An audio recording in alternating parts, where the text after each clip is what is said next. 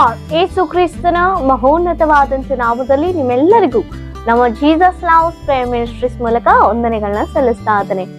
ಹೇಗಿದ್ದೀರಿ? ಎಲ್ಲರೂ ಕ್ಷೇಮವಾಗಿದ್ದೀರಿ ಎಂಬುದಾಗಿ ನಂಬಿ ಕರ್ತಾದಿ ಕರ್ತನಿಗೆ ಮಹಿಮೆಯನ್ನ ಸಲ್ಲಿಸ್ತಾ ಇದ್ದೇನೆ. ದೇವರು ಪ್ರತಿನಿತ್ಯವೂ ತನ್ನ ಜೀವವುಳ್ಳ ಮಾತಿನ ಮೂಲಕ ನಮ್ಮನ್ನು ಆಶೀರ್ವಾದಕರವಾಗಿ ನಡೆಸ್ತಾ ಇದ್ದಾರೆ. ಹಲ್ಲೆಲೂಯಾ. ಪ್ರತಿದಿನವೂ ಪ್ರತಿನಿತ್ಯವೂ ಆತನ ಜೀವವುಳ್ಳ ಮಾತುಗಳಿಂದಲೇ ನಾವು ಬದುಕ್ತಾ ಇದ್ದೇವೆ. ಆತನ ಕೃಪೆಯ ದೆಸೆಯಿಂದ ಆತ ನಮ್ಮ ಮೇಲೆ ತೋರಿದಂತ ಅಪಾರವಾದ ಪ್ರೀತಿಯ ನಿಮಿತ್ತ ನಮ್ಮನ್ನ ದಿನವನ್ನ ನಮ್ಮನ್ನ ಉನ್ನತವಾಗಿ ಆಶೀರ್ವಾದಕರವಾಗಿ ಸಜೀವವಾಗಿ ಇರಿಸಿದ್ದಾರೆ. ಆಮೇನ್. ಅದಕ್ಕಾಗಿ ದೇವಾದಿ ದೇವರಿಗೆ ನನ್ನ ಮಹಿಮೆಯನ್ನು ಸಲ್ಲಿಸ್ತಾ ಇದ್ದೇನೆ. ಹಾಗಿದ್ರೆ ದೇವರು ಈ ದಿನ ನಮಗಾಗಿ ಏರ್ಪಡಿಸಿಕೊಂಡಂತ ವಾಸ್ತನ ವಾಕ್ಯವನ್ನು ನಾವು ಧ್ಯಾನಿಸೋಣ. ಪ್ರಲಾಪಗಳು 3ನೇ ಅಧ್ಯಾಯ 57ನೇ ವಚನ. ನಾನು ನಿನ್ನನ್ನು ಕೂಗಿಕೊಂಡಾಗ ನನ್ನ ಸಮೀಪಕ್ಕೆ ಬಂದು ಭಯ ಪಡಬೇಡ ಎಂದು ಹೇಳಿದಿ. ಆಮೇನ್. ಹಾಲೆಲೂಯಾ. ದೇವರಿಗೆ ಸ್ತೋತ್ರ. ಹೌದು ಪ್ರಿಯರೇ, ಯಾವಾಗಲೂ ನಮ್ಮ ದೇವರು ನಮ್ಮನ್ನ ಧೈರ್ಯಪಡಿಸುವಂತ ದೇವರು.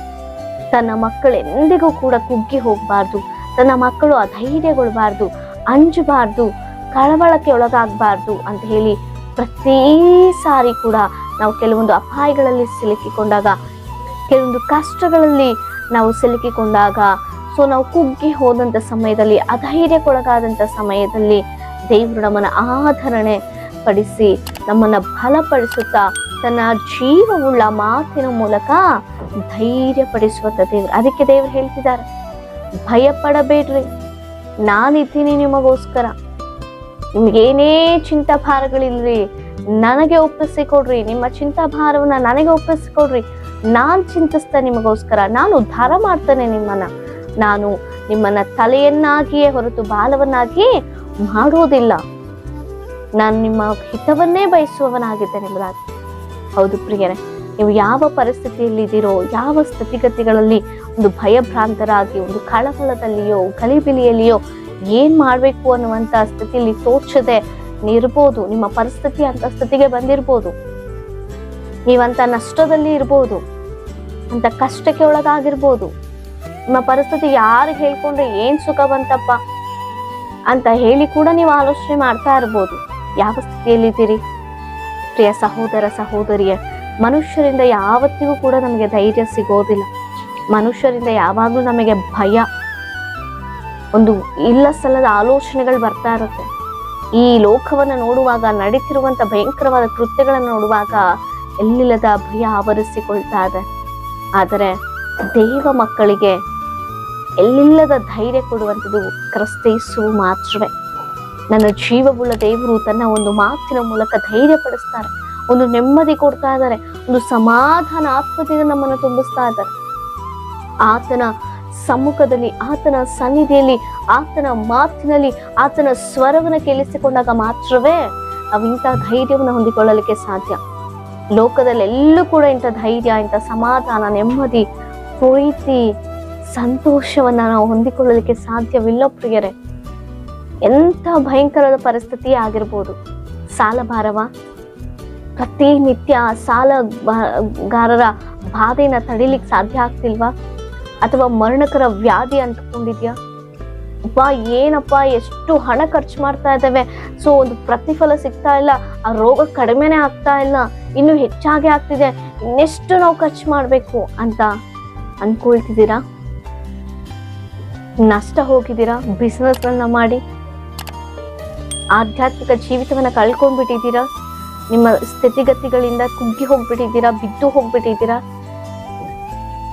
ಕುಟುಂಬದಲ್ಲಿ ನಿಮ್ಮ ಮಕ್ಕಳು, ನಿಮ್ಮ ಗಂಡನೋ ಹೆಂಡತಿಯೋ, ಅಯ್ಯೋ ಏನ್ ಇಷ್ಟು ಭಯಂಕರವಾಗಿ ನಡ್ಕೊಳ್ತಾ ಇದ್ದಾರೆ, ಇನ್ ಯಾವಾಗಪ್ಪ ಇವ್ರು ಬದಲಾಗೋದು ಅನ್ನುವಂತ ಭಯ ಆಗ್ತಾ ಇದೆಯಾ? ಯಾವ ವಿಚಾರದಲ್ಲಿ ನಿಮಗೆ ಆ ಗೊಂದಲ? ನೀವು ಮನುಷ್ಯರ ಹತ್ರ ಹೇಳ್ಕೊಂಡ್ರೆ ಮನುಷ್ಯರ ಬಳಿಯಲ್ಲಿ ಕೀಳಾಗಿ ಬಿಡ್ತೇವೆ. ಆದರೆ ನೀವು ದೇವರ ಸಮ್ಮುಖಕ್ಕೆ ಬಂದು ದೇವರನ್ನ ಪರಿಪೂರ್ಣವಾಗಿ ನಾವು ನಂಬಿ ಆತನ ಮಾತಿಗನುಸಾರವಾಗಿ ನಾವು ನಡೆಯುವಾಗ ಖಂಡಿತವಾಗಿಯೂ ಒಂದು ಬಿಡುಗಡೆ ಉಂಟು. ದೇವರೆಷ್ಟೋ ಭಯಭ್ರಾಂತಿಯಿಂದ ನಮ್ಮನ್ನ ಬಿಡುಗಡೆ ಕೊಡುವಂತ ದೇವರಾಗಿದ್ದಾರೆ, ಬಿಡಿಸುವಂತ ದೇವರಾಗಿದ್ದಾರೆ ನನ್ನ ಜೀವವುಳ್ಳ ದೇವರು. ಪ್ರಿಯರೇ, ಯಾವ ವಿಚಾರದಲ್ಲಿ ನಿಮಗೆ ಬಿಡುಗಡೆ ಬೇಕು? ಫೇಕ್ ಕೇಸ್ಗಳನ್ನ ಹಾಕಿ ಕೋರ್ಟಿಗೆ ಇಳಿತಿದಾರಾ? ಅಯ್ಯೋ ಅನ್ಯಾಯವಾಗಿ ನನ್ನ ಮೇಲೆ ಕೇಸ್ ಹಾಕಿದಾರಲ್ಲ, ಅನ್ಯಾಯವಾಗಿ ನನ್ನ ಮೇಲೆ ಅಪರಾಧ ಹೊರಿಸಿದಾರಲ್ಲ, ನಿಮ್ಮ ಕುಟುಂಬಸ್ಥರ ಮಧ್ಯದಲ್ಲಿ, ಬಂಧು ಮಿತ್ರಗಳ ಮಧ್ಯದಲ್ಲಿ ನಿಮ್ಮನ್ನ ಅವಹೇಳನ ಮಾಡಿದಾರ, ಯಾರ ಮೂಲಕವಾಗಿಯೂ ನಿಮಗೆ ಗೌರವ ಸಿಗದೆ ಮಾಡ್ಬಿಟ್ಟಿದ್ದಾರ, ಶತ್ರುಗಳು ನಿಮ್ಮನ್ನ ಕೇಡು ಬಯಸ್ಲಿಕ್ಕೆ ನಿಂತಿದ್ದಾರ. ಎಲ್ಲದಕ್ಕೂ ಧೈರ್ಯವನ್ನು ಒದಗಿಸಿಕೊಟ್ಟು ಅದರಿಂದ ಬಿಡುಗಡೆ ಕೊಟ್ಟು ಜಯ ಜೀವಿತವನ್ನು ಒದಗಿಸಿಕೊಡುವಂಥದ್ದು ನನ್ನ ಜೀವವುಳ್ಳ ದೇವರು ಮಾತ್ರವೇ. ಏನಾಗಿದೆ ನಿನ್ನ ಪರಿಸ್ಥಿತಿ?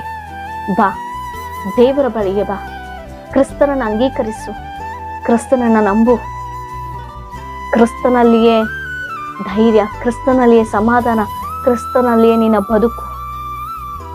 ತಾಯಿಯ ಗರ್ಭದಲ್ಲಿ ರೂಪಿಸಲ್ಪಡುವುದಕ್ಕಿಂತ ಮುಂಚಿತವಾಗಿಯೇ ಕ್ರಿಸ್ತನು ನಿನ್ನನ್ನು ತಿಳಿದಿದ್ದಾನೆ. ಪ್ರಿಯ ಮಗಳೇ, ಪ್ರಿಯ ಸಹೋದರನೇ, ಸಹೋದರಿಯೇ, ಯಾವುದಕ್ಕೂ ಅಂಜಬೇಡ. ನೀನು ಯಾವುದಕ್ಕೂ ಭಯ ಪಡುವಂತ ಅವಶ್ಯಕತೆ ಇಲ್ಲ. ನೀನು